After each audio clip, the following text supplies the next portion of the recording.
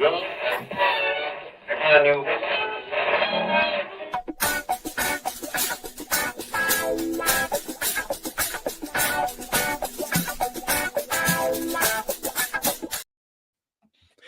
and welcome to the latest edition of the Football League Weekly. And this week we have a very special mailbag episode for you. So if you're watching over on Twitter, send us your questions through in the chat or on YouTube as well. And you might be wondering, why is Rhys in a random hotel room in the middle of God knows where?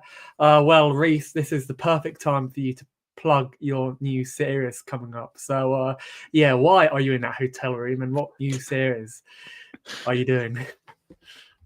I was wondering how you're going to word that, because I thought for a split second that could really sound a little bit bad. Just awful. But if you don't know, we're starting a new series on the channel called Football League Weekly, or Football League Weekly Travels, I should say, where every week or so we take you to a different game happening within the EFL. We're going to flog it. We're going to get you guys involved and really make it a fantastic series. So hence why I'm in a hotel room. Unfortunately, I'm in Birmingham, but I thought, you know what? Let's get the worst one out of the way with first. And then it can only get better from here, can't it? Well, we were talking about this before you went live on air, but you haven't been to London yet. If you think Birmingham's bad, then good luck at Millwall or any of those kind of like London clubs. Yeah, to be fair, I've been to Millwall away 2 or 3 times by myself, and I've never had any trouble. Obviously, you get the usual people, shall we say, who try to start stuff, but I've not had any trouble when I go to Millwall away. Obviously, Leeds is a different kettle of fish when I go up to that one. But now I've sort of thought about it. There's a question, wasn't there, last week about which one was I most looking forward to. The one I'm dreading actually going to is Carrow Road. How on earth do I go to Carrow Road as a big Ipswich fan and try to remain neutral? Yeah, like I know fellow content creator Benjamin Bloom, he does a lot of match day vlogs and he goes to Carrow Road quite a lot. He's a hardcore Ipswich fan. So what I would do is dress how you're dressed at the moment, keep your head down and just pray that, like nobody spots you cheering when the opposition, Rotherham or whoever they're playing, and Rotherham are in League One, but like a lower Championship team scores against them. Random question before we do get onto the mailbag. What is the best away day you've been to so far? Ooh, I tell you what, it was the best one. It's difficult. I'm going to go for Millwall. Probably Millwall away. Millwall away is probably the one that sticks out to me during the promotion season. The first half, it was very sort of dull. It was a very sort of cagey first half, but second half we came out and we won it in the end very, very comfortably.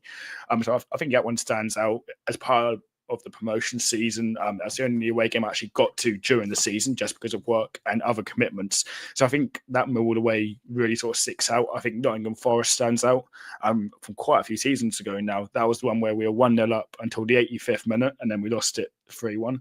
But we'll keep that one nice and quiet. That's my first away game. So that one obviously sort of sticks in the mind. But from a happy point of view, from a positive point of view, Millwall away. Perfect. And we're going to transition on to something not as cheerful. During a recent fan forum, Sheffield Wednesday's erratic owner, Chansiri, can't pronounce his first name, I'm afraid, but he made several bizarre statements that have sparked a lot of controversy among both fans and journalists. First of all, Rhys, how much of this have you seen? Have you seen kind of like the weird goings-on of Chansiri lately? It's been really tough not to see, hasn't it? Because all the quotes out of that sort of press conference have gone everywhere on social media just because of the pure sort of shock factor, really, that is created through saying what he's saying. Not once has he taken responsibility, Chansiri. Not once has he sort of held his hands up. Not once has he even praised his manager, which I find absolutely ridiculous. He's attacked the fans yet again. And it feels like with Chansiri that we're going around in a sort of circus, doesn't it? It feels like we've been here before. It feels like nothing's going to change, don't it? And I know we're going to talk about how fans should feel about the club in a little while, but it's quite a sort of dark road for Sheffield Wednesday right now, isn't it? Yeah, and I'm just going to read you through a few tweets as well. And this is courtesy of the Wednesday Till I Die podcast, who were at the fan forum. There are a few other journalists who were there too, whose tweets will be reading. So, first of all, this is a transcript, more or less, from the fan forum. Somebody asked Chansiri, there was protests against your ownership last season. What do you say to that? And Chansiri replied with, I'm happy to sell the club. Find me a buyer. If I'm happy with the price, then I'll sell. You cannot cross the line with this. If you're not happy, then don't come. You don't have any right to protest. You just buy the ticket to watch the game. So that isn't the most shocking statement that he made during the fan forum. But what do you make of that? Like, absolutely no respect to the fans who literally pay for the tickets. And when I think about this, because a lot of people have kind of like come out with like their own opinion about this, and my opinion about this whole Chansiri thing is that it's just a way for him to kind of like break down a fan's relationship with their own club, because it makes fans immediately feel as though they're not welcomed. So what do you make of Chansiri's comments right there, if you will? Yeah, the first sort of thing that comes to my mind is, well, what's the motive here then? Why are you hanging on to Sheffield Wednesday? Why are you still in that same predicament? What's the motivation? You're not going to get a return on investment now because the club isn't in the same period. The club has sort of deteriorated, by some sort of distance, hasn't it? So you're not going to get what you paid into the club. So what's the motivation really for keeping it? And then to say that the fans have no right to protest, that to me is almost barbaric talk, because does that also mean that when we go to a restaurant, say Ben, if you go to a restaurant, you go to this Salt Bay crap that's been online every blooming week, and you get one of them gold-plated steaks, you pay $5,000 for it, but it comes out cold. Are you not allowed to complain about that? Of course you are. You put money into it. Of course you can complain. Of course you can show frustration. Football, I mean, I said it a lot last week, so I'm not going to say it again, but football isn't a show. It's not a drama piece.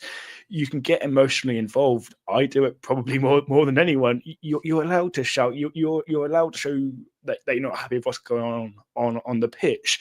Just say that fans can't do that. It's almost, well, it is a disgrace. It's an absolute disgrace. You talk about the money that goes into football.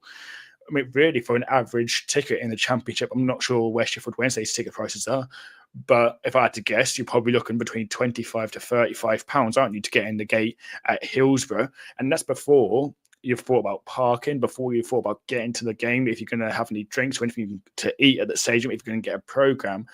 And that's just for one person. If you've got a family, if you take children with you, if you take your partner with you, or if your friends come along with you, you're easily looking at what across the course of a day, you're looking at about £200 to £300 really quite easily, aren't you? And then to say that fans should be silenced, to say that fans shouldn't have a voice, it's ridiculous, isn't it? It's just madness. He's talking like a man under pressure, then he's not doing anything to relieve the pressure, is he? He's not even giving credit to Danny Rule. And Ballum says, so Sheffield Wednesday is clearly for sale. Yeah, and just to elaborate on the comments that Chansiri made during the fan forum, a question, or this was when he was asked about his plan in the future, or whether he indeed had a plan, Chansiri responded with, of course we have a plan. But what is the point to say, because it depends on what happens on the pitch? I don't know why you ask, because it doesn't affect you. So again, being incredibly standoffish here. And then a heated exchange between Rob Oldfield of the 1867 group and Chansiri then happened. Oldfield challenged Chansiri to find a buyer, and Chansiri responded that it isn't his job to find a buyer. So I think that is the main takeaway really from the fan forum, was the fact that Chansiri blatantly said that it wasn't his own responsibility to find a buyer. That absolutely baffles me, because he's obviously up his own backside. He's obviously got a bit of an ego there. what do you make of this? Because I find it quite difficult to really formulate a proper opinion on what he said. It's really difficult, isn't it, in a way, to sort of put words on it, because every point that Chansiri has made in this press conference is shocking, and to try to put it into words, it is very, very difficult. Look, from a fan's point of view, of course you're going to want someone to come into the club who actually wants to be there. But what Chansiri's got to do is to make the proposition of Sheffield Wednesday a viable one. He's got to make it attractive. That includes funding. That includes putting money into the club. That includes being transparent. Let's refer this back to Ipswich. We all know where the club wants to be, don't we? Mark Ashton's come out in interviews. The ownership group, when they first came in, the three lines from the very get-go said, this is where we want to end up. This is what we want to be. And the fact that Sheffield Wednesday, well, from the outside, from what Chansiri has sort of disregarded, they're not being anywhere near the same sort of transparency, are they? With their sort of plan or with their sort of where they want to be. So realistically, why should fans keep buying in? If fans aren't allowed an opinion and don't know the direction in which their own club is trying to take, why would you turn up? I know it's not as easy as that. I know there's going to be Sheffield Wednesday fans listening back to this, and the response will be simply, this is my club and I want to support my club. I get that 110%. But I think there needs to be a line, don't they? You sort of look at protests, don't you? And again, I don't think if anyone here in the chat or listening back sort of follows Scottish football, but there was a protest at Ibrox, the home of Rangers. There was a protest by the Union Bears. Almost forgot the name for a second, by the Union Bears. And during the last home game against Aberdeen, I believe it was, correct me if I'm wrong there, I think it's Aberdeen, the home game, all the Union Bears, so all the group, decided to simply walk out midway through the second half as a show to make it easy, to make it obvious that fans aren't happy. They all decided to walk out. It caused a lot of controversy within the fan base. Rangers went on to win that game by 3-0. It caused a lot of controversy, but at least the message from the fans was clear. And I think that's almost what's needed at Sheffield Wednesday. I'll never get on board with leaving the game and simply walking out, so I don't think that's the way to do it. I think there's better ways to do it. I think voicing it sort of songs or through chants within the ground is a better way to protest. But I think it needs to be a time going there where things have to be stepped up. And I'd almost be looking at the EFL. I'd be looking at the EFL and saying, right, first and foremost, how did he pass the fitted proper ownership test? I know that's something we debated on here, isn't it, a couple months ago? But how has he got through the fitted proper ownership test? Because realistically, you even look at his past and most of the clubs in the past, he never should have been put in this position. He shouldn't be in a position to be Sheffield Wednesday owner. He shouldn't be in a position to be a football owner. Full stop. The fact he's here, but the EFL now have to step in. They've been too stupid. They've turned their back far too often. This has to be the final straw, doesn't it? Yeah, and I think it's embarrassing, really. I don't think the EFL will ever step in because it isn't of their best interest. The EFL, basically, if the EFL were going to do something about this, and they would have done something about it a long time ago, they would have saved the likes of Bury, they would have saved the likes of Macclesfield as well. They would have stopped them from having the absolutely abysmal owners that they do have. So I genuinely think that nothing will be done about this. But just a couple of more kind of like quotes from the press conference, and these are just going to be random little things that he said. He told the fan forum, "I still don't know what I am doing wrong," which is absolutely hilarious. And take of that as you will. Chansiri on Shea Charles. "I don't worry about Southampton taking Shea back. He's good, but not ready for the Premier League or Southampton." And then after that, he immediately got recalled, which was embarrassing. And I've kind of like written a mini summary up in my script about this. He undermined the manager as well, suggesting suggesting that that he had no power, and some absolutely ridiculous things that were absolutely unacceptable. He refused to accept any fault as well. And he basically dismissed a lot of fan influence. I've just found the quotes that I was trying to find in regards to what he said about Danny Röhl. Chansiri claimed that Danny Röhl and or the recruitment team have not presented him with a list of January transfer targets, basically saying, if nothing comes to me, what do you want me to do? So, Rhys, there are so many more quotes that have come out from this fan forum, and I think is going to go down in history as one of the most infamous moments in Sheffield Wednesday in recent years. So, just kind of like end this topic, what are your closing thoughts on the fan forum? What an absolute mess. It is really the main sort of point, isn't it? What an absolute mess of a man Chansiri actually is. And to try to turn it onto Danny Roll to say there wasn't a list of January targets, I don't believe that for a second. I don't think anyone believes that, do they, realistically? This is a man that has built absolutely zero trust. He's got zero respect really by the fan base, hasn't he? I mean, you're not going to find a Sheffield Wednesday fan, are you, who actually sort of supports Chansiri and says that at least he's doing the bare minimum? Because I don't believe Chansiri is. I think the bare minimum includes funding on and off the pitch, and it involves having a clear plan. It involves being transparent. It involves being open with your fan base. It involves respect. You can't just dismiss fan influence. You can't dismiss protests. These are hard-working fans who spend a lot of money coming down to football, and they have every single right, as we all do as football fans, everyone in the live chat, everyone watching, me and you, we all have absolutely every right, to say when things aren't right. And the fact he's trying to sort of pass the buck, it's really, really stupid, isn't it? Because I think everyone knows how much we both rate Danny Roll as a manager. I don't believe for a second that he hasn't presented him with some sort of list about January targets. I know that Sheffield Wednesday this season, okay, they're a few points off the playoffs, sitting in 10th place as we speak. But realistically, you look at the teams above them, and did we really expect them to crack in to the likes of Middlesbrough or Blackburn, who are starting excellently? West Brom are on the sort of cusp of the playoffs as well. The traffic above Sheffield Wednesday is at such a great sort of weight, isn't it, that they probably are where we'd expect them to be at this point of the season.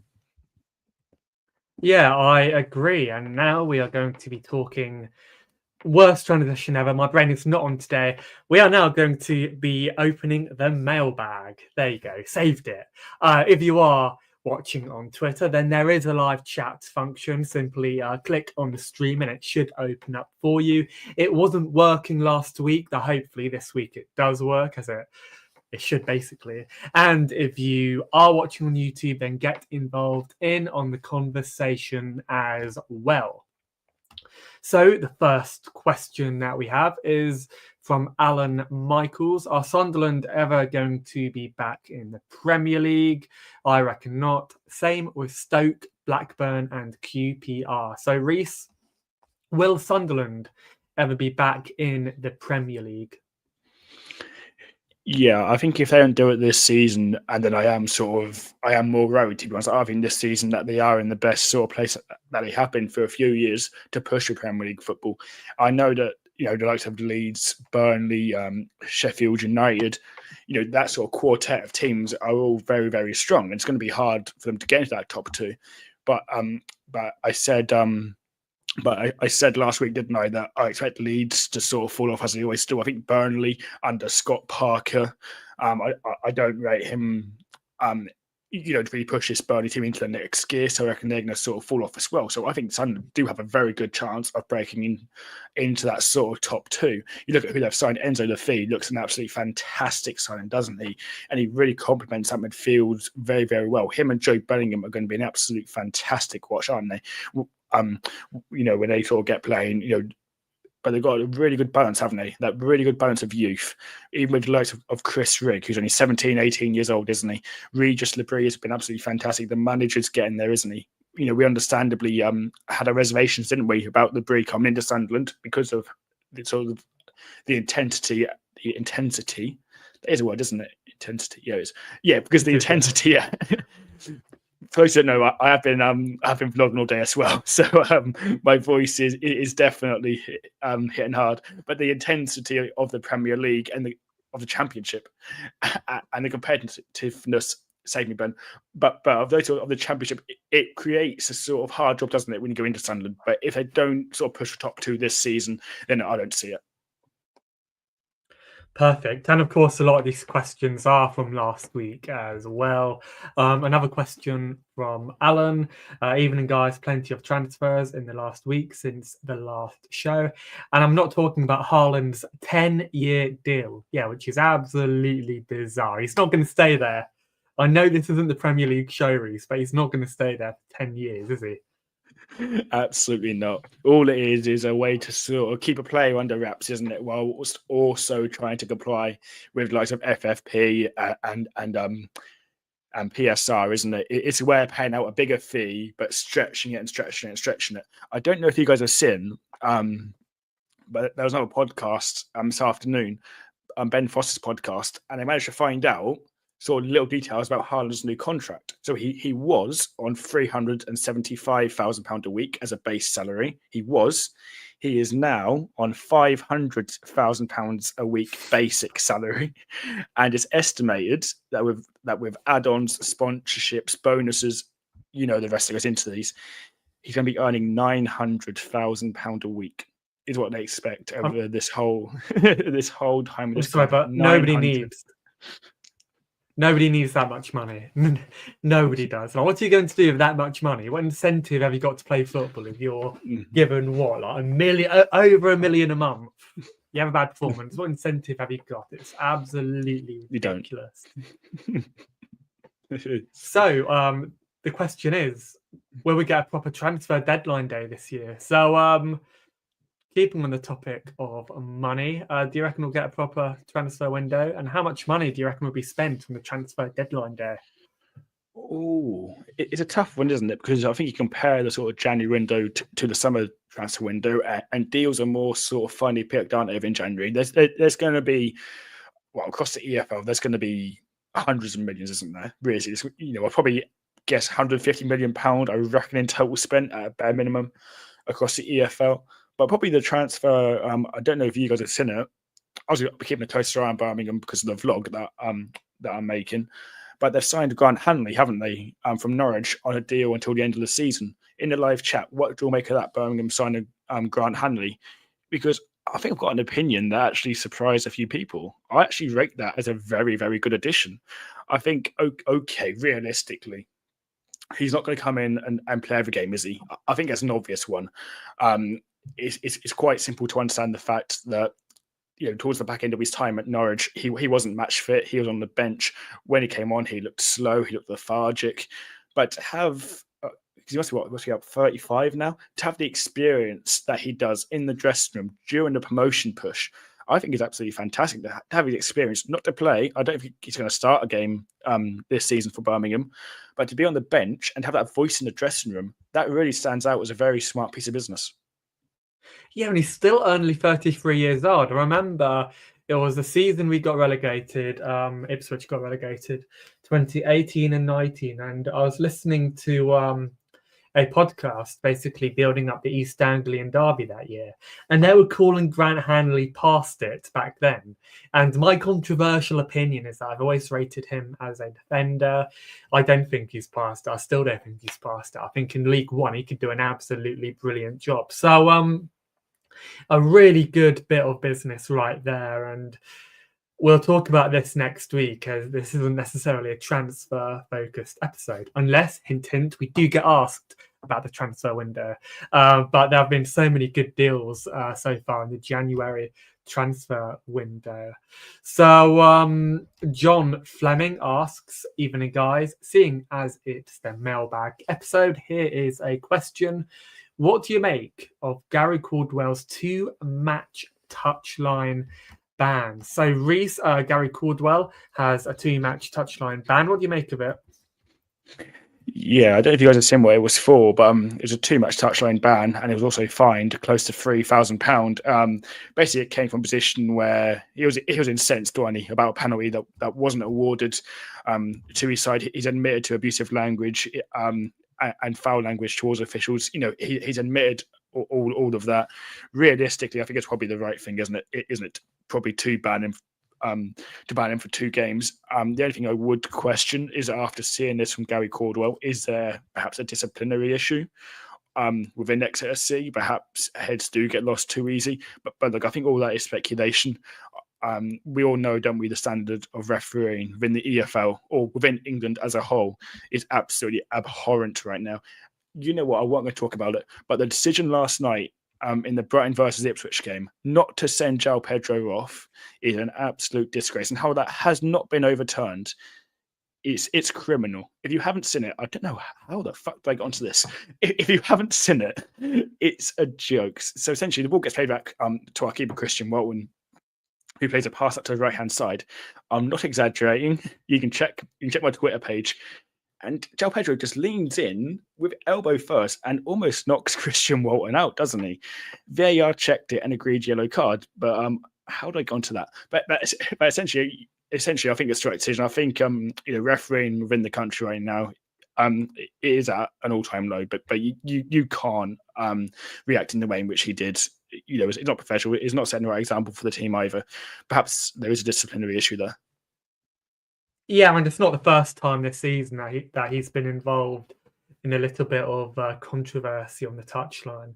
Earlier on in the season, he got into a little bit of an argument, a little bit of an altercation with Steve Evans, who was at Rotherham, still at Rotherham. And I think both of them got a little bit of a telling off from the FA. I actually think Steve Evans got a touchline ban for that one as well. So not the first time this season, unfortunately, that Gary Caldwell has been told off, as I just said, by the FA.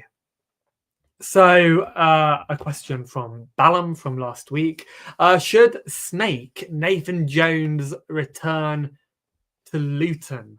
So Nathan Jones currently at Charlton. We have got a question on Charlton a little bit later on the podcast. But Nathan Jones, we've spoken about this quite a lot in the past when talking about potential new managers for Luton.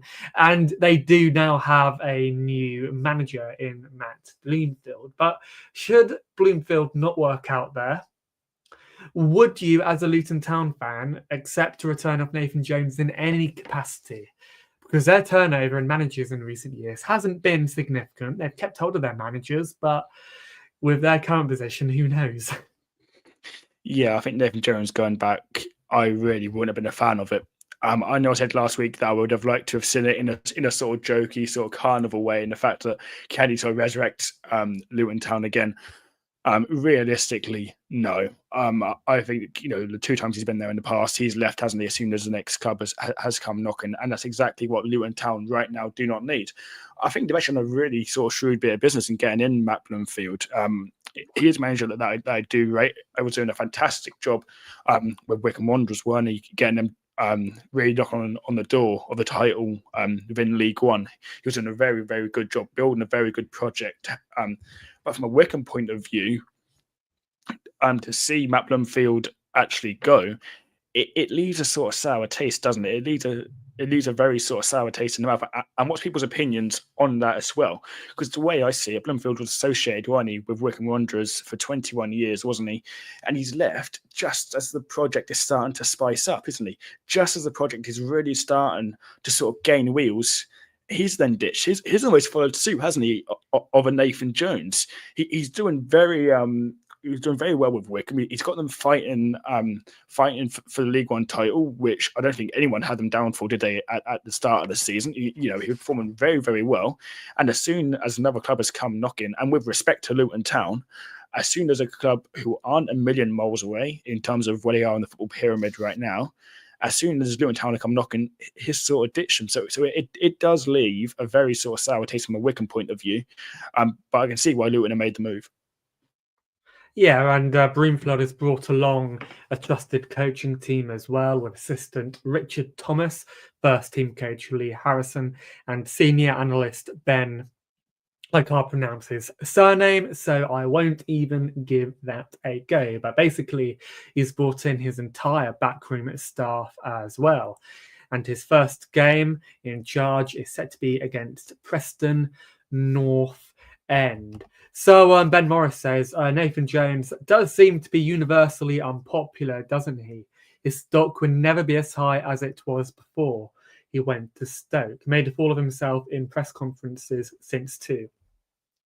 I agree, because the problem that I have with Nathan Jones, and I asked that question because I've always been fascinated as to where his career will go if it doesn't work out at Charlton. Again, we are talking about Charlton a little bit later in the show. But the thing about him is that he doesn't have any loyalty. And again, I genuinely think loyalty goes a long way in football.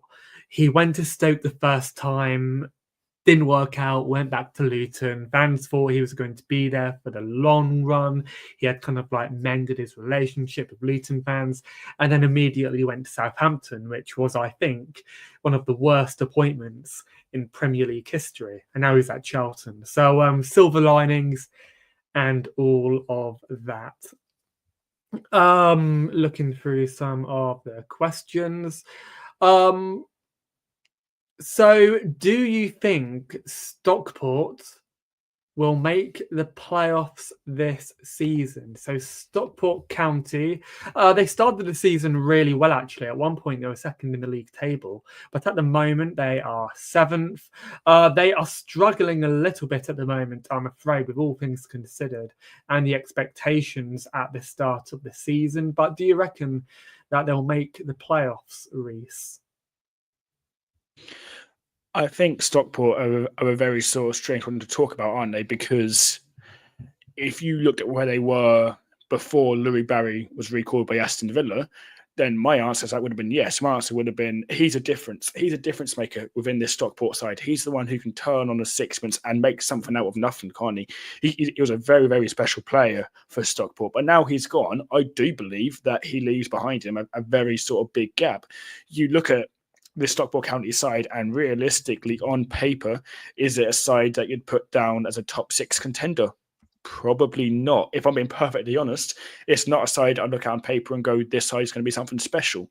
Whereas I believe that a month ago, when they had Louis Barry in, he was a difference maker. He was the special player. You could afford to carry him a little bit more, and you could put more belief into the team because you know what he's capable of. You know what had in his locker. You could sort of back him, couldn't you, to sort of score out of range. And it's a good time bringing that question there from Steve Timms about Louis Barry sort of leaving, whether it's the right thing to do. I don't think it is. I really don't think it's the right time to be recalling him. I think to have a full season within League One at Stockport, where he was doing very, very well, I'd ride at that crest of momentum. I'd keep him on that. I'd keep him high in belief. I'd keep him high in confidence. I'd keep him scoring goals. I'd keep him assisting. Because then when he comes back to Aston Villa in the summer, he's more than proven he's worth, then hasn't he, for a championship, for a championship loan move. And then from there, anything can happen, can't it? The problem I have is that when you recall a player halfway through the season in the January transfer window, perhaps what we've seen, I don't believe this, perhaps what we've seen from Louis Barry so far is perhaps momentum. Perhaps it is just a sort of a thing from last season and he's able to carry it into this season, but he needs to do it now, don't he, in League One over a full sort of length of a full season. He needs to be able to prove that he can do that across a 46-game League One season. And now, I'm not saying that Louis Barry won't go on to be a special player, because I believe he will. I think we saw sort of flashes in the pan, didn't we, while he was at Ipswich? But he certainly wasn't the complete player with us. But now we do see a player who is much more accomplished, don't we, within Louis Barry. He's ticking off things. He's become more mature. He knows when the best time is to assist. He knows how to find the back end net. And he's a player that's going to go on playing in the Premier League. Look, I'll say it now. Clip me up. Put me on Twitter. Do whatever you want to do. Louis Barry's going to be playing Premier League football week in, week out within the next 2, maybe 3 at a push seasons, because he is going to be a very, very special player. But right now, I think it's a big mistake. I think when the player's got momentum, which is such a rare thing in football, when he's got momentum, when he's got belief, when he's got confidence, just let him see the season through. Yeah, and when he was at Ipswich, he was, of course, under Paul Cook. And I genuinely don't think that Paul Cook was necessarily the right manager for him when he was at Ipswich in 2021. But I do worry for Stockport, because I don't think, and Stockport fans would be up in arms if I said this, but I think that at times they over-relied on Louis Barry because he was such an important player for them. So it'd be very interesting to see who they bring in to replace him this transfer window. Here's a good question. Steve Timms, Louis Barry leaving it's the... I've messed this up. See, this is what you get with the mailbag. I will absolutely mess up the questions. I'll say one person has asked this question when another person asked this. But here, is what I was trying to throw at you, Rhys. Ben Morris, also talking about bans, Borget Signs got a 6-match ban for Norwich. The spitting versus Sunderland is 6 matches long enough. So basically, Borget Signs was punished with a 6-match suspension, and he was fined £12,000. And this, of course, happened when they were 2-1 up against Sunderland. So they were already ahead. I don't know whether that matters, but they were already ahead when this happened. So what do you make of it? I remember a couple of years ago when, Johnny Evans, I think, spat at a player during a Manchester United game. And I remember how absolutely disgusting it was. And it's happened quite a lot of times as well in international football too. So, what do you make of this? Because I think it's disgusting, grim, a proper head loss moment. If I was a manager, that would tell a lot about Borja Signs as a person. So what do you make of his suspension? Yeah, I was saying with the Gary Caldwell ban that perhaps it's a discipline issue. This one with Borja Signs, it's as clear as day. It is a disciplinary issue, isn't it? It's we talked on a podcast before the season, haven't we, about how much of a special player Borja Signs is, and how Norwich really should be valuing him at a very, very high sort of market rate, because here's a difference for them. But something like this, it's absolutely stupid, isn't it, really? It's absolutely pathetic. And look, 6 games for me, it isn't enough. Ignore my obvious Ipswich bias, but 6 games really isn't enough. I'd be saying, right, okay, if I was the FA or the EFL here, I'd be saying, right, okay, we've got a real chance here to make a sort of example out of him. Why not make the ban sort of 10 games or 12 games perhaps, and really sort of say, we're going to cut this out, we're going to nip this in the bud, let's make it 10 games, and let's make an example. I don't think 6 games really sends out a harsh enough message. Yeah, and again, it happened a couple of years ago with Samuel Sayes of Leeds United, old Leeds United player, when I think it was either an EFL Cup or an FA Cup game. He spat on Newport County's Robbie Wilmot, and he got a 6-game ban for that as well. So it seems to be a fixed ban if you are caught spitting on a player. And again, it should be either a heftier fine, in my opinion, or a longer ban, because it is absolutely disgusting. Let's see what else there is. Steve Timms also seen that Wrexham have let Waters and Bodvarsson go by mutual consent. Neither have been there for long. Is it them freeing up the wages or to make a big signing before the end of the window? So Bodvarsson, if you ask any Bolton Wanderers fan, they absolutely love him. And I thought he was a really good signing when he went to Wrexham as well. A bit of experience as well. But what do you make of both Waters and Bodvarsson leaving? Because Bodvarsson has already gone to Burton Albion. I reckon that is an absolute coup for them, especially considering where Burton are at the moment. We spoke about them last week and kind of like the problems that they're having off the pitch as well. So what do you make of Wrexham letting them go? And is it to free up the wage bill? Yeah, I think it is. I do think it is very strange. Like I say, I think Waters and Bodvarsson really both get into this Wrexham side with some meat. Certainly, I know things haven't been as straightforward as that, or maybe quite as easy as that. But the quality in both of them players is really quite apparent.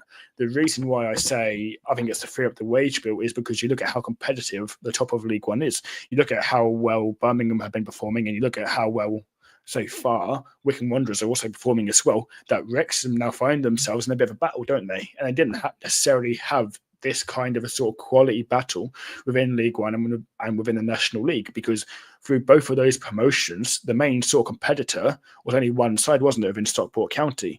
They haven't been in a sort of 3-horse race, have they? So I'm just wondering if perhaps there is a sort of big name signing coming in at Wrexham. I know during the summer just gone, there was loads of stupid names, weren't there? There were stupid names launched about. I think the likes of what's his name? That striker Billy Sharp was linked to only with a move to Wrexham. I don't think there'll be anyone sort of that sort of caliber. I know James Norwood was linked with a move to Wrexham maybe a year or so ago now. We'll say James Norwood was linked to a move to go down to Wrexham. I do feel that if Wrexham are going to sort of keep up with the pack here, if they're going to keep up with Birmingham, who have been absolutely sensational. Let's not forget Birmingham have 3 games in hand on this Wrexham side as well. I do think that more of a sort of step up in quality and players is going to be needed. It's going to be needed for Wrexham. And also talking about Wrexham, I wish I could remember who the Shrewsbury defender was, but what a tackle that was on James McLean. We all love that, didn't we? Yeah, and if you want to see it, I don't know whether we can show it here on YouTube because of how violent it was. But go on Twitter, go on YouTube, have a look for it. It was absolutely incredible. But yeah, they've been linked to quite a few names, actually. They were linked to Joe Gelhardt, but he went off to Hull on loan. And they've also been linked to the Liverpool youngster as well, Jayden Dans, who's already made a couple of senior appearances for them off the bench. So he can potentially be their quote-unquote big name signing. Real quickly, David Navas, hello from Spain. I'm home from university, visiting my family and having a conversation with my friends.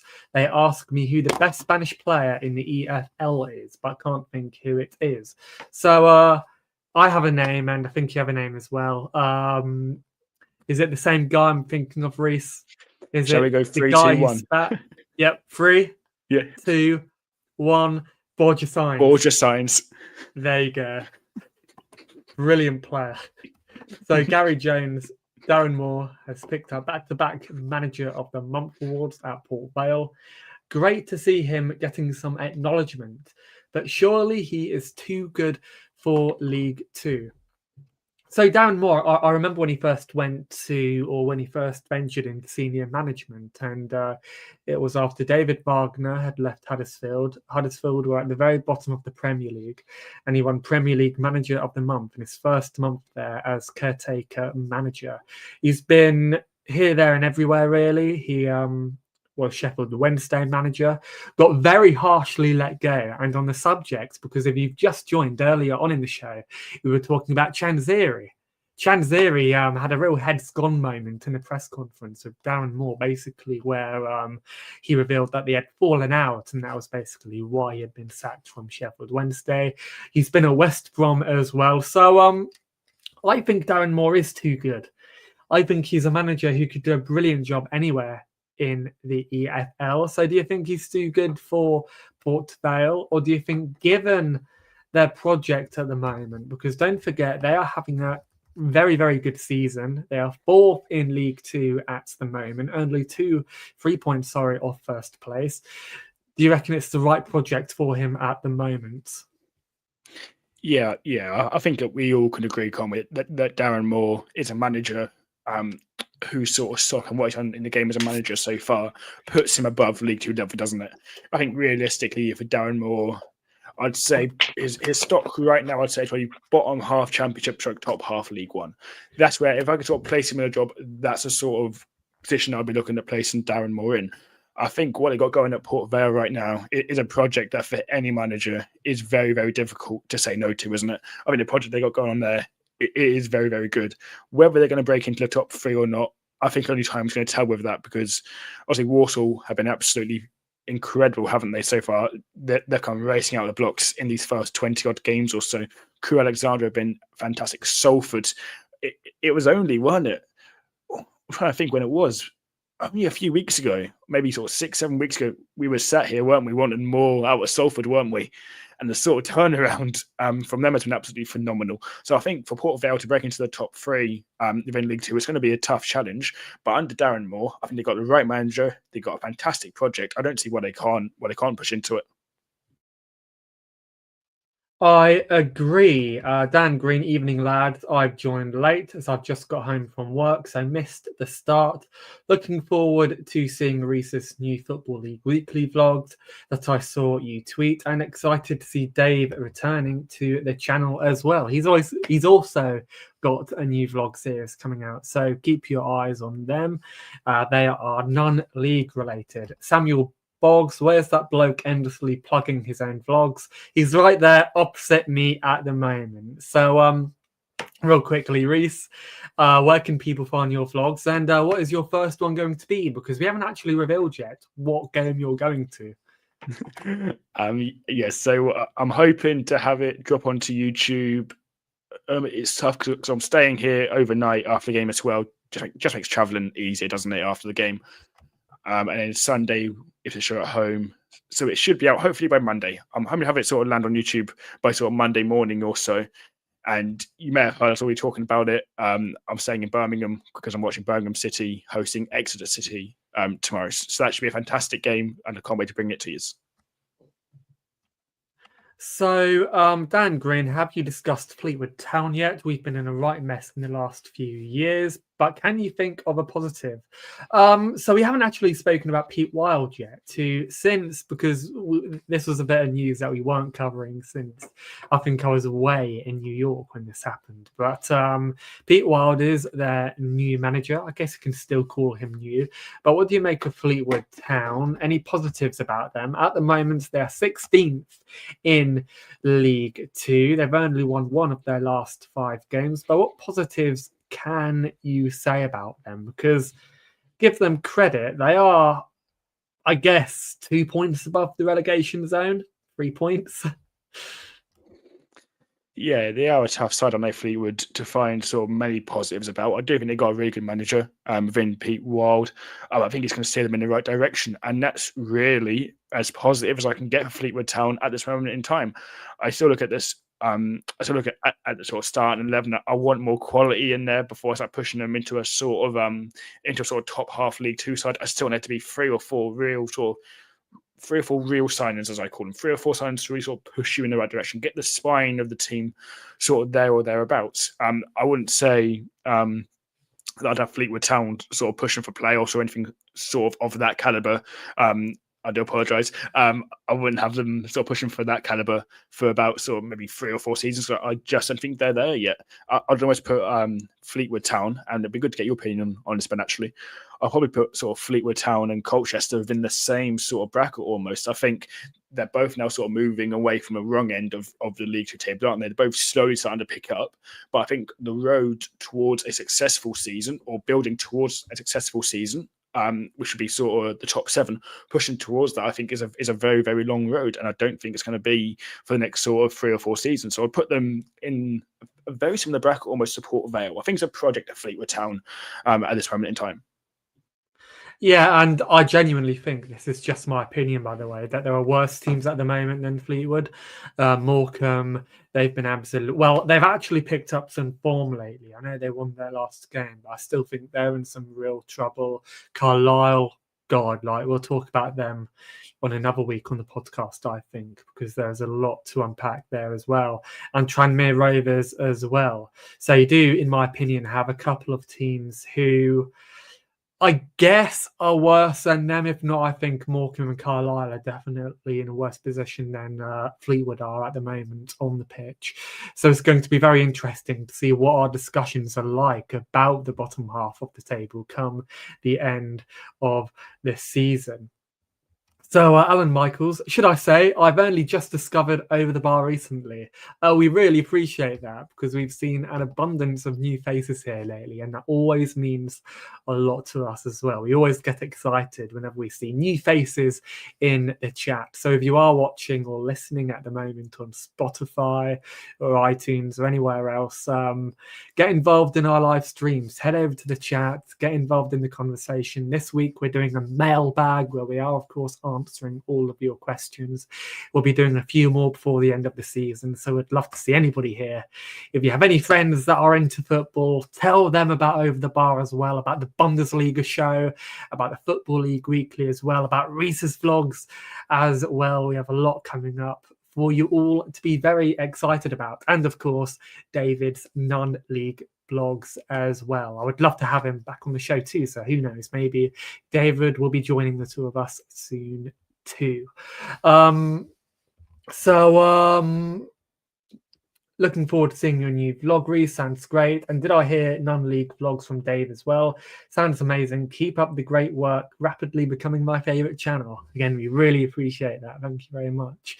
So we spoke about this a little bit early on, but we spoke about Was it before we went on air, Rhys, or was it after we went on air? Because we were talking about, I think it was before we went on air, this Yeah, it was exact before. question about our favourite or least favourite stadium. Because I said my least favourite is the Medeski, so hopefully there are no Reading fans here. But we didn't mention our favourite. So what is your favourite, apart from Portman Road, what is your favourite stadium to visit? I tell you what, I was actually going to say Portman Road as a bit of a joke there. My favourite ground I've been to, for the memories, I think for the memories that I've had, I've been to the Den twice. They're both not games, and we won both of them emphatically. So for that reason, it is going to have to be Millwall's and the Den. I noticed as a comment earlier, I think it was Bannum, earlier, right at the start of the show. I think I mentioned Millwall, and he went, is the Den a scary place to visit? No. It is a very sort of quick answer. I don't think it is a sort of scary place to go, Millwall. I think it's intimidating. Don't get me wrong. When you get sort of bounced up, guys sort of shouting stuff at you, but once you get past that, genuinely, right? So I was down Millwall. This guy's given it all game, right? All game. Despite the fact we're winning, I think we won the game in the end, something like 3 or 4-0, I think, in the end. Giving it all this after game. I'm thinking, oh, fantastic. All the Millwall ultras, if you like, are going to be waiting, aren't they? Outside our stand here, it's going to happen, and it is what it is. We go outside. They're all along the sort of, you come out of Millwall's away, and you got the back wall, haven't you? Sort of by the turnstiles. They all sort of stood there, and I'm thinking, right, okay, where's the quickest sort of exit? They all come up to me, so I'm shaking my hand and saying, "Fair play, you guys look really good." And I'm thinking, I thought it's going to be a sort of tough man sort of ground to come to here. So I think Millwall, for the fact of both times, been absolutely amazing visits down there. Exeter City as well. Went down there during the promotion season, and the fan zone within Exeter is absolutely fantastic. I went there on the coach with a couple of mates. We left at 2 a.m. because it was a stupid Sunday midday kickoff. So we left Portman Road at 2 a.m, and all the fans sort of come up to us, town fans. They're buying us beers. They were talking to us. I've never been welcomed like that at an away ground. So I think Exeter is definitely up there. And then which stadium would I most want to visit? Like I said on 2 shows back, I think Reading is the one that I'm most looking forward to, because it should be our first collab, hopefully. Yeah, which will be very exciting. And I was about to say, I was at that game during the promotion season, Exeter away. I don't know whether we were even doing the show back then together, but you should have told me. I would have. We could have sat with each other. But my one, I haven't a clue what I'm going to pick. I love Loftus Road just because I think it's a really beautiful old stadium. I love the old stadiums that aren't necessarily aesthetically pleasing, that don't necessarily look very nice to the average football fan. So, the likes of Kenilworth Road, Loftus Road. I guess you can put Fratton Park in there as well. They're really old-fashioned grounds. But the ground that I'm going to pick that isn't like any of those, because it is genuinely a beautiful ground, is the Valley, which might be a really random choice. Charlton Athletic Stadium. I've always absolutely loved it. 2 bigger stadium for League One, and I mean that as a compliment to Charlton and for the size of their club as well, the former Premier League club. So, hopefully we'll see them back up there again one day. And we do have a Charlton question coming up soon as well, which I've completely forgotten about, and I just reminded myself of. Which stadium do you most want to visit? Yeah, the Medeski, because we'll be collaborating there. So, I'm looking forward to that. And a couple of grounds that I've never been to, actually. I was going to say St. James's Park, but they're in the Premier League, obviously. So that's a Premier League ground I've always wanted to visit. In regards to the EFL, I normally just go to stadiums that I haven't visited before, like lower league stadiums in League Two. Colchester Stadium is one of my least favourite stadiums. I always forget what that's called, so I'm not going to put them on the list. So for that one, I'm not too sure. I could be parroting on for ages, so I'm going to leave that one blank. Well, I just said Medeski, so I guess I didn't leave that one blank. Can we talk about Charlton? This question, by the way, is from Chris Saunders, our resident Charlton fan. Can you talk about Charlton? We're mid-table and playing Rotherham next week. This was, of course, a question asked last week. Can you see us ever getting out of League One again? So I just gave you my thoughts on Charlton and how I have a bit of a soft spot for them. But what do you make of their current season? Nathan Jones, in my opinion, had a lot of expectations on him when he first joined the club. In the past, there have always been mitigating circumstances, such as erratic ownership, problems happening off the pitch. But can you put this down to it? Should Nathan Jones get a lot of blame for where they are at the moment? And what do you make of Charlton? Yeah, I think there needs to be some blame definitely had at the door, Nathan Jones, because when he first came in and at the start of the season, as I said before, Charlton's project was one I was really, really excited for. You know, I really thought the whole sort of promotion race within League One really was wide open. I thought there was up to 12 clubs who realistically could be pushing for the top 6. And I had Charlton down as a surefire. I thought Charlton, it was going to be their season. Obviously, it hasn't started that way, has it? And it doesn't look like they're going to really sort of turn it around. They have got a favourable game, I want to say, against Rotherham. But Rotherham are one of those sides that blow more hot and cold than a confused dragon, really, aren't they? You don't really know what sort of side you're going to get from Rotherham. But Charlton themselves, they're just a team overall this season that haven't inspired me. I think that when you look at Tyrese Campbell up front, he's a striker that I do rate. I do rate Tyrese Campbell, but again, it's about consistency, isn't it? And you look at Luke Berry within the Charlton midfield is a player that I rate very, very highly. Again, he's got to keep pushing on. I just wonder that with the formation that Nathan Jones sort of implements, the 5-3-2, is that really getting the best out of these players though? Is that perhaps an area that they do need to tweak? Because before we know it, look, we're already 23 games in, 24, 25 games into this season, aren't we? Charlton are finding themselves 7 points off the playoffs. They're comfortably away from the relegation zone. They're not going to get relegated. I think Charlton are in quite a privileged position where they can afford to take a risk. They can afford to tweak sort of tactically and to try something new because you've got nothing to lose. Look, you're not going to get relegated. You're already I don't mean this in a bad way to Chris, but you're already an unfavourable amount of points away from the playoffs. So it's going to take a big ask, isn't it, to sort of push into that top 6. So why not try something different? And you did say that you have a soft spot for Charlton. I find myself being the absolute opposite because if you remember during the League One season, and Chris, I still hold a grudge, that 4-4 draw at the Valley, I will never get over that. I was watching it. Unfortunately, I didn't make the game, so I was watching it on my phone. Yes, it was iFollow, yes. And I was watching it through town. And when we scored that 4th goal, I must have looked like an absolute wet wipe because I went mad through our town. I thought, you know what, we've done it. I turned it off, switched off from football, and I didn't check it. But I genuinely didn't check it till later that evening.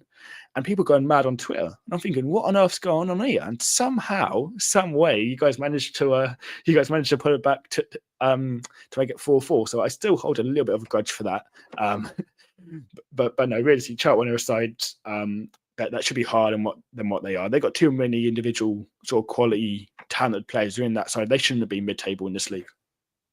Well, we've already punished Charlton by giving them the likes of Macaulay Bonne and Freddie Ladapo. So I think we've done enough damage to them already.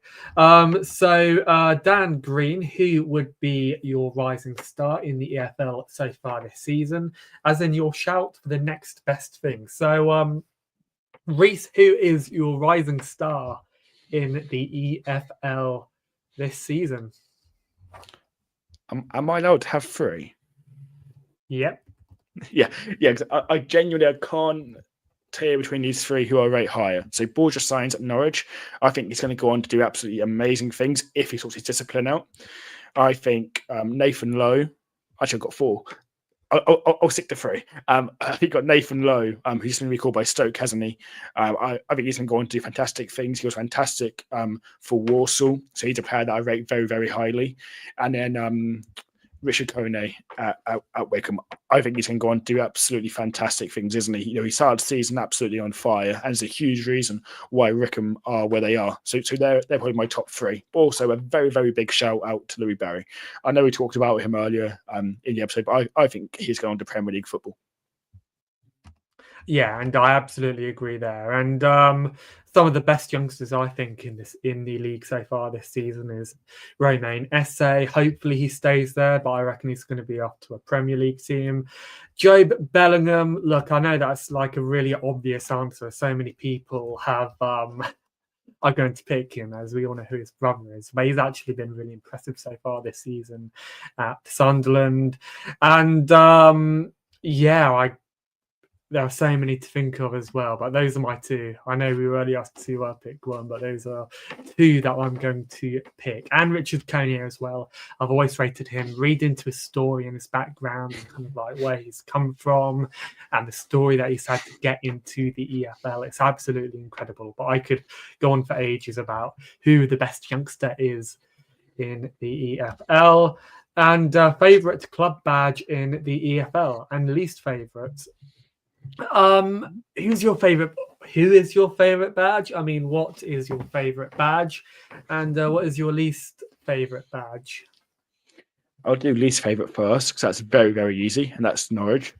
My most favorite. Oh, I quite like Derby's. I quite like the sort of simplicity of Derby's badge. It's very, very simple. It's very easy on the eye. It's not one where it's very crowded, is it?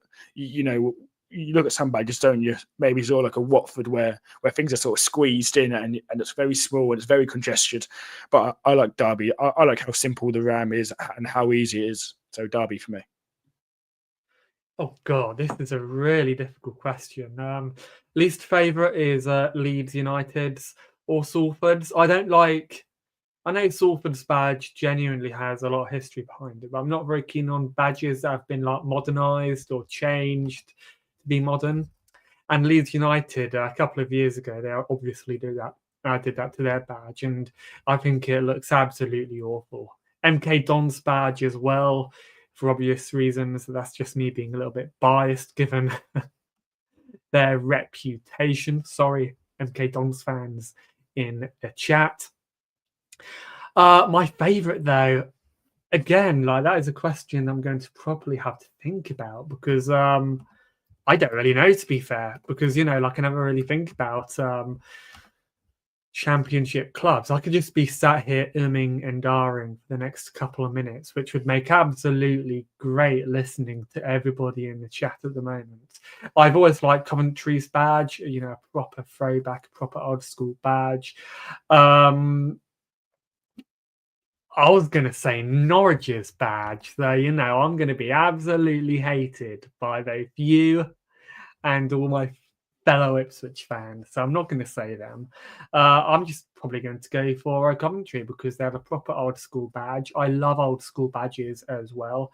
And Luton Town's as well, because again, they've got a really old school badge, one that they haven't really changed since they've been in the EFL. And Bromley's as well. Bromley is another, like classic retro badge as well. Forget what I just said about Norwich, by the way.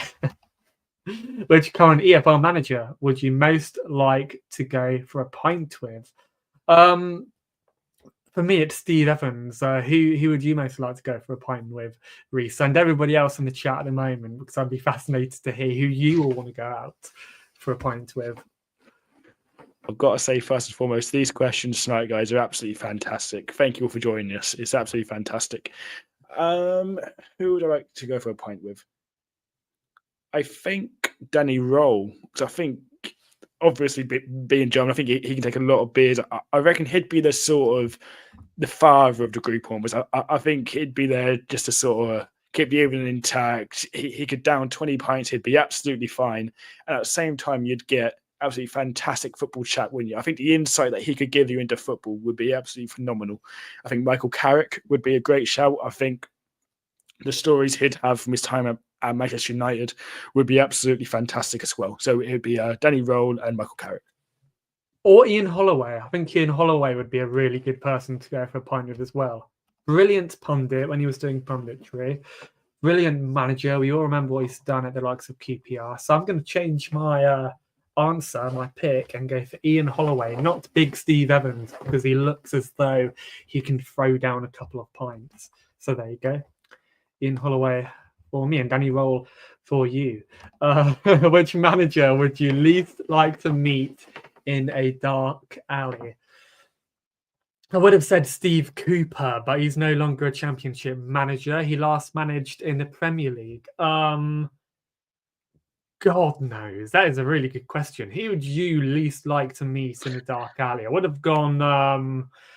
God, what's his name? For some reason, his name is totally gone out of my head. I'll find it. Who would you pick? My pick would probably be Daniel Farke.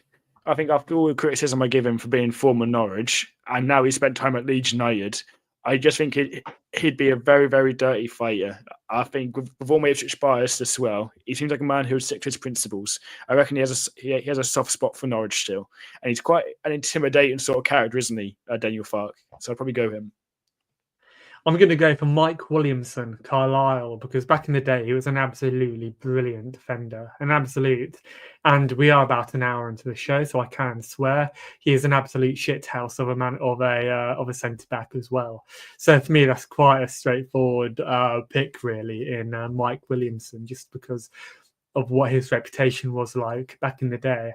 I'm almost going to say any footballer really who used to be a centre back. So yeah. Darren Ferguson when he was Forest Green manager, but of course he was sacked from his last club in Scotland. So there are quite a few who you can pick. And here's a question that I love. The best looking kit in the EFL this season. I quite like the retro look of Watford's. So who has the best kit in the EFL at the moment? What a question that is. And I'm just, kits isn't something I take too much of an interest in. So I'd have to take 5 minutes and go through kits and have a really good sort of look. I'll tell you who's got the worst kit in the EFL, and it's not a dig. The worst kit within the EFL, I reckon it's Birmingham. I can't remember. I think it's this season. You know when they got that blue shirt, haven't they? And then where the sponsor is, they've got that sort of line of white, and then the sponsor's over the top in blue. I think that looks absolutely hideous. Surely it would look so much better and so much smarter if it was just a blue top and the sponsor was in white. I think that looks so much cleaner, so much smarter. But I think because it's got that horrible sort of line of white, sort of this shade of white, it's got this shade of white on a pure blue shirt. I think it looks hideous. So the worst is definitely Birmingham. But the best, I'd have to take 5 minutes and go through. I have one for my best kit, and it's a third kit. I think we can use third kits here. And it's not a PNG, so it's going to block out half the screen. It'll only be 3 seconds. Cambridge United's third kit. I think that is absolutely gorgeous. Some people might not like the design or the fact it's green, but I quite like it. So my pick is Cambridge United's third kit, or Bristol City's home kit this season, which looked really, really bizarre. They've never gone for a design like that before. I haven't got enough time to pull it up. But yeah, that is another pick that I would probably go for. Let's see what else there is. Paul, evening guys. Great show as always. Really looking forward to seeing the new content you've got planned. The Football League Weekly is fantastic. And Rhys's vlogs and Dave's vlogs sound great. Viva OTB. So again, we have some fantastic content coming up. So yeah, keep your eyes peeled on both our Twitter, any social media platform that we are on. We are now using Instagram a lot more as well. So go and follow us on there as well. We'll try and stream this onto Instagram when we can, because I know you can stream onto like Instagram and things like that. So yeah. And one more question. We do have a new segment coming up called Guess the Programme at the very end of the show, where I have, this isn't all of my programs, by the way, so I just have a huge shelf of old football programs back then, from old games that I've been to, old games that my dad went to. I have a big box right here of old football programs in this old cardboard box that I found somewhere. And I'll be picking one random program from there and basically going through it and seeing which one of the opposition team, because they are Ipswich programs, we're not going to go through the Ipswich team, which players from the opposition team you can remember. So we'll be doing that after the final question. real quickly, Rhys, once again, remind people where they can find Over the Bar, where they can find your vlogs as well once they are up, because I'm just going to quickly read through the chat and see whether there's anything that we've missed. So you can find Over the Bar on Twitter /X, just type in @OverTheBarFB. Will come up as the first search result there. Find on YouTube @OverTheBar. Again, chuck it into YouTube will be the first result that comes up. On Twitch, same handle, Over the Bar. Chuck that in and find it there. To keep an eye on my vlogs, like I say, they should be coming out. Well, the first one should be out so Monday morning. So keep an eye out on my Twitter for that. As soon as I've got it edited and ready to go, it'll be straight on my Twitter with a link to YouTube. So keep an eye on my Twitter, Ben's Twitter, because I'm sure, they'll probably repost it as well. Over the Bar, the Over the Bar account will also repost it. So keep an eye on those 3 Twitter accounts for when they'll be out. And the final question is from John Fleming. What do you make of Gareth Ainsworth? So, what do you make of Gareth Ainsworth? What do you make of the job he is doing so far at Shrewsbury? All I can say first and foremost is what an absolute character. And the job at Shrewsbury looked absolutely phenomenal, wasn't it? And it was a great win for them last night, wasn't it? It was a very good 2-1 win for them last night over Wrexham. What really impressed me really was the striker John Marquis, who's now did hit 2 goals within that game. 2 very different goals as well. The first goal was a very good finish, and the second goal, it was rebound from his missed penalty, but still to get there first showed great character. Having just said how impressed I am by the job that he is doing at Shrewsbury, is it enough to get them out of that bottom 4? That's the big question. And right now, it probably isn't enough to get them out of that right now. And and the reason sort of behind that is because the 2 teams above them in 19th and 20th place are Peterborough United and Bristol Rovers. Currently, they both have a game in hand on Ainsworth Shrewsbury and are still 5 points clear of them as well. So potentially, if things go against Shrewsbury this weekend, could find themselves 8 points adrift, or 8 points within the sort of relegation zone. I think that's a huge amount to make up at this time this season. I think should the appointment of Ainsworth have been made sooner, then I may be more positive. I just think that for right now, I don't see a way that they can keep this Shrewsbury Town side up. But look, we have seen miracles before, haven't we? We shouldn't write a team off unless their name is Burton Albion. We shouldn't write off any team really, within League One. But I think the turnaround and the character that Shrewsbury Town are now showing is absolutely phenomenal. Is it enough to keep them up? Probably not, but at least they're giving it a go. Anyway, I'm currently, if you're just hearing a lot of racket in the background, I have got noise cancellation on. I don't know whether it stopped it now. I am rummaging through all of my programs at the moment, so we will get to it in a minute. Very well remembered. So, Gary, don't forget that Charlton question. And West Bromwich Albion have announced Tony Mowbray is back, so we'll discuss that on next week's show after his first. I think he's taking over this weekend. I think he'll have a game with them. He might be in the stands, but we'll discuss that on next week's game. So I can't remember whether we've spoken about Charlton already on the show. I think we have, haven't we? Yes, we have. Yeah. We did speak about Charlton and about Nathan Jones, about the project there. I can't remember the exact question, so it might be worth putting a question back into the chat and making sure we have covered it, but I think we have. Yeah, and we'll answer that at the end of the show if we haven't. So, okay, I've got 2 programs right here. Now, my camera on here might be reversed, so you might not be able to see it. So I've got 2 programs right here. We'll do basically 2 programs before we go off the air. We could either start with Ipswich versus Charlton from the 28th of November 2020, or Ipswich versus Nottingham Forest from Tuesday the 27th of November 2012 with everybody's favourite cult hero Bilal Moshni on the front cover. Which one shall we start with? I think it's good to start with the Charlton one, I think. Just remind me of the year, mate. That was the 28th of November 2020. So literally at a very similar time of year, I guess, but a couple of years apart. So we're not going to do the Ipswich home team. On the Ipswich home team, we had the likes of Thomas Holy, Mark McGuinness, Stephen Ward, James Wilson, Gwion Edwards, James Norwood as well, Aaron Drinan. We had loads of players. Okay, so on Charlton Athletic, how many of their starting 11 from that day can you remember? First of all, what a segment this is. This is absolutely fantastic. Who was that? Oh, my name is gone. Who's that central midfielder that Charlton had for a few years? Absolutely fantastic. Just George Dobson. Was he? George just before his time? Dobson. I'm very slowly reading through it, so you might want to take back that is a brilliant segment. No, George Dobson wasn't. Oh, it won.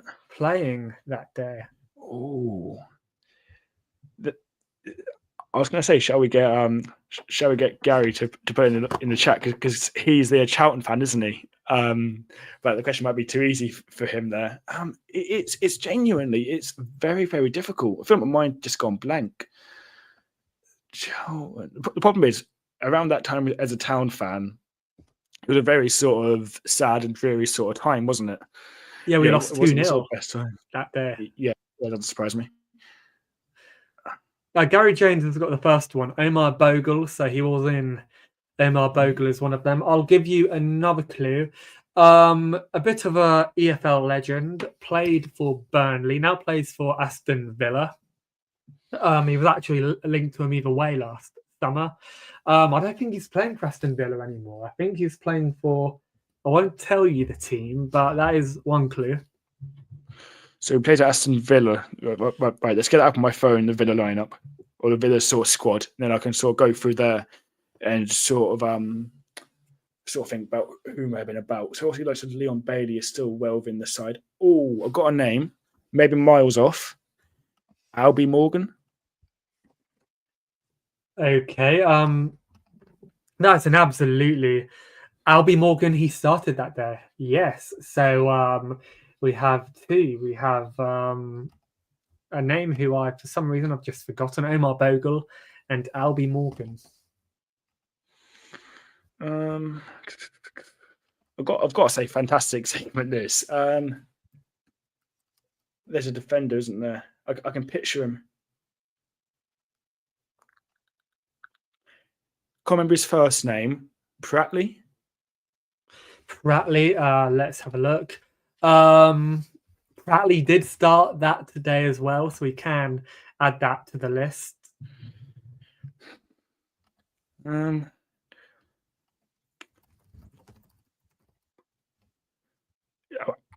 guess I've got in my mind from that day. Fantastic segment, but is anyone in the live chat who can add more to that list?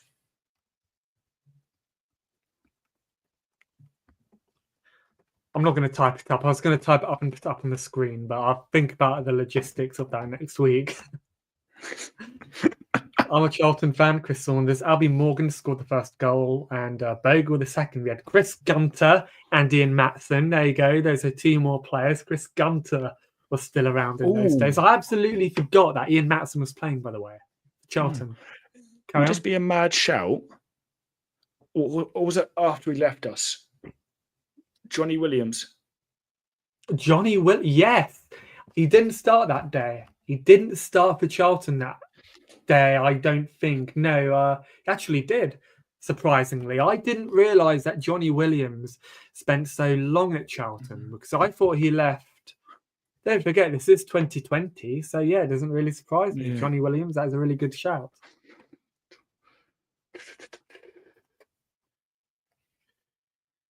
Yeah, that's probably as many as I can remember top of my head, to be honest, that mate. But not bad. Okay, so I'll read you through the Charlton starting lineup. I think altogether we all got about 6 out of 11, so that isn't too bad at all.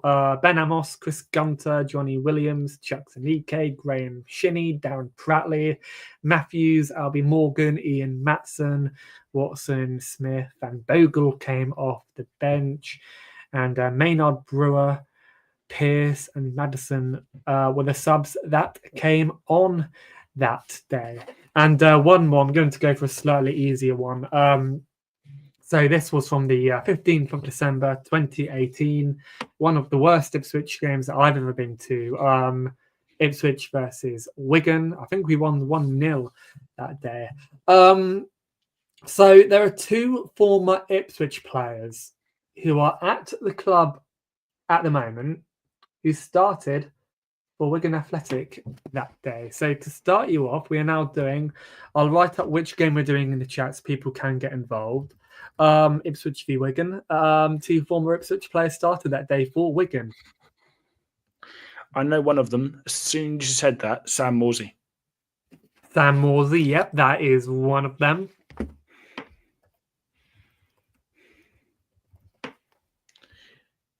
Oh.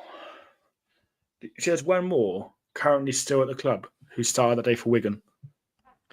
Yes, he was a bit of a, I don't want to say journeyman because he was still a young player back then, but he was a player that kept coming and going from League One Championship clubs back then. Also had a couple of spells in League Two. Oh. See, when you say journeyman, one name came to mind, Callum Connolly. Yo, that is a shout, actually. Yes, Callum Connolly. He wasn't even in the list of players that I've mentioned, but that I was speaking of. But Callum Connolly, he started actually that day for Wigan.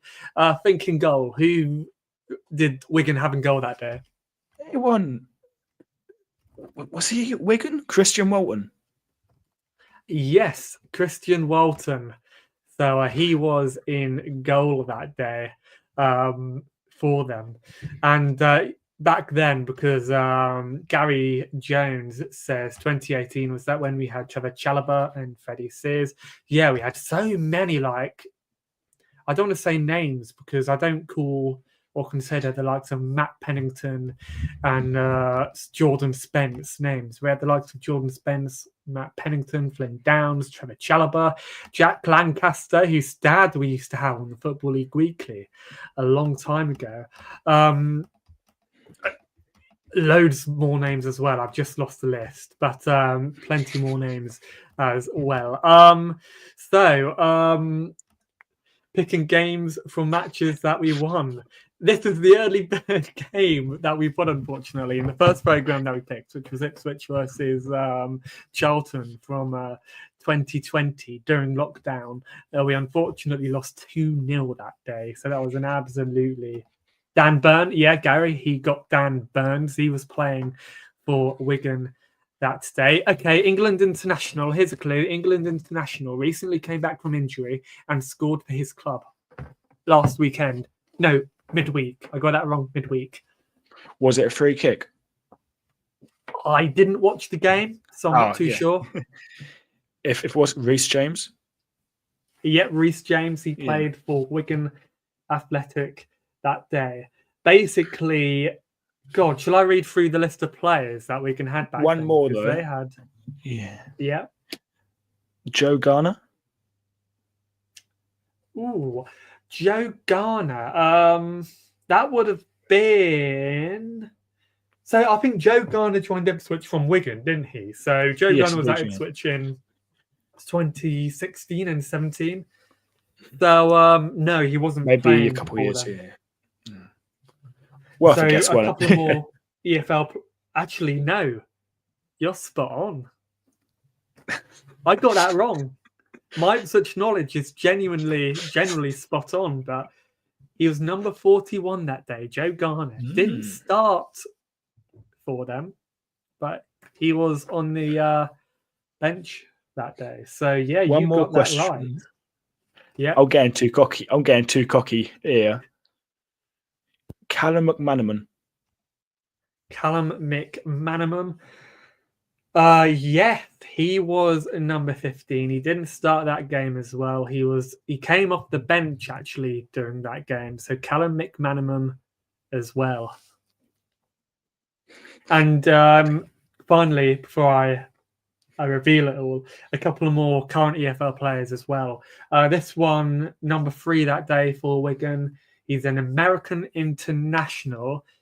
He's gained a lot of plaudits lately for how well he's performed for his club Fulham. Do you know who this is? He was once upon a time linked to AC Milan. From Fulham? Yep. Was linked to AC Calvin Bassey? No, but that's a very good shout, actually.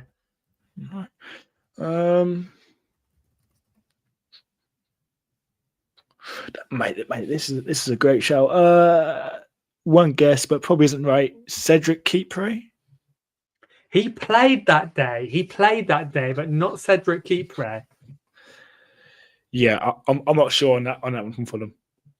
Anthony Robinson. So Anthony Robinson. Oh, he didn't start that day, but he was on the bench. So should I read out some of the players that were playing that day? Let's do it, yeah. So Christian Walton. So I'm literally just reading off the back their squad sheet right here. So I'm not actually reading out the players I started that day. I do have a list right here. So to make it easier, I'll read through that list. Will Grigg, Josh Windass, Gary Roberts, who he was linked to Ipswich at one upon a time before coming in as a coach. Sam Morsey, Lee Evans as well. I completely forgot about Lee Evans. Oh my God. I had the programme right in my hand and I did not mention Lee Evans. So loads of former players. Embarrassing from... I'm sorry. Embarrassing from both of us. Nathan Byrne, who former Derby County player. Callum Connolly, who was a brilliant shout from you. Dan Byrne, somebody in the chat got this. Gary Jones, yeah, we'll see you next week, Gary. Thank you very much for joining us. So Dan Byrne played that day as well. I've just lost the team sheet. Christian Wilson, as I just mentioned. Bear with me. They had Cedric Kipre as well, Rhys James, and some of the players that they also had in their squad that day. They had some absolutely brilliant names playing for them back then. They had Callum McManaman, Sean McDonald, Cal Naismith, Shay Dunkley, he's currently at Charlton, Nick Powell. I wonder where Nick Powell is nowadays. Of course, Anthony Robinson, who we just mentioned. Gavin Massey. Did you say Gavin Massey? No, Calvin Bassey. You said Calvin Bassey because I thought I made another mistake then. Alex Bruce, who I'm surprised because I didn't know his career lasted that long. And of course, we already mentioned some of the old Ipswich players earlier on, but I'm surprised to see that we had Ty Eden back then. Do you remember Tom Adeyemi? Was on the Ipswich spent half the time injured. Yeah. He did. So we never really got to see how good he was or how bad he was. Ellis Harrison as well. So yeah, that is Guess the Programme. And he was the coach, the manager for both teams that day because he was the Ipswich manager back then. Because don't forget, the reason I ask this is because we had two managers that season. Of course, our relegation season. Was that the relegation season from the Championship, wasn't it? So it would have been... Obviously, we all remember the Paul Lambert obviously got relegated, didn't he? He was in the midst of the pools, weren't he? Because you had Paul Cook, Paul Lambert, and Paul... Oh, my head's gone. Who's that third Paul? It is him, isn't it? I'm going to spoil it. I'm going to wait for you to guess the name. Paul Lambert was our manager then, but the other Paul was the Wigan manager. So he had one of the most bizarre voices in the EFL. Oh, of course, it's Paul Cook. Yeah. Paul Cook. Of course it is, yeah. I know it was cool. There you go. We had 4 managers, didn't we? All had Paul in their name. So I just got to quickly read through the chat before we do wrap up the show. We'll do this again next week, but I'll, of course, polish it up a little. I'll get some graphics on the screen as well, so we don't have to just remember the players who we've uncovered. Chris Saunders really enjoyed this. I'll keep an eye out for the new content dropping, and I'll definitely be seeing you all again next week to do this all again and to play a new game. Great addition. Thanks, fellas. Dan Green, top stuff tonight, guys. As always, I'm off to the pub. Enjoy. Thanks for tonight. Have a great weekend. And John Fleming, brilliant show again, guys. Keep them coming. See you next week. And I don't think the Twitter chat function was working. So I'm just going to quickly have a look to see whether we missed anything, because it's still a new thing. It doesn't always work. Yeah, the Twitter Verbal Diary, the Twitter chat function wasn't working. So Alan Michaels, have a good one all. Enjoy the football this weekend. See you all on the next show. So yeah, that makes it for this week's edition of the Football League Weekly. I think you have a game at Birmingham to look forward to this weekend. I'm looking forward to Ipswich versus Manchester City. Will you be back? Because I'll be watching that on television. Will you be back in time for that game? Are you going to go to that game? Yeah, I'll be there, but it would literally be a case of I'll get back in Ipswich, have to run, because I've taken obviously my MacBook with me, what I'm recording on, and my mic with me up here. So it'd be a case of getting maybe the first train out of Birmingham on Sunday morning and get back to Ipswich as fast as I can, and then dropping this off and heading straight back out again. So it's a football-fueled weekend. I am absolutely terrified of Erling Haaland. So God knows what will happen.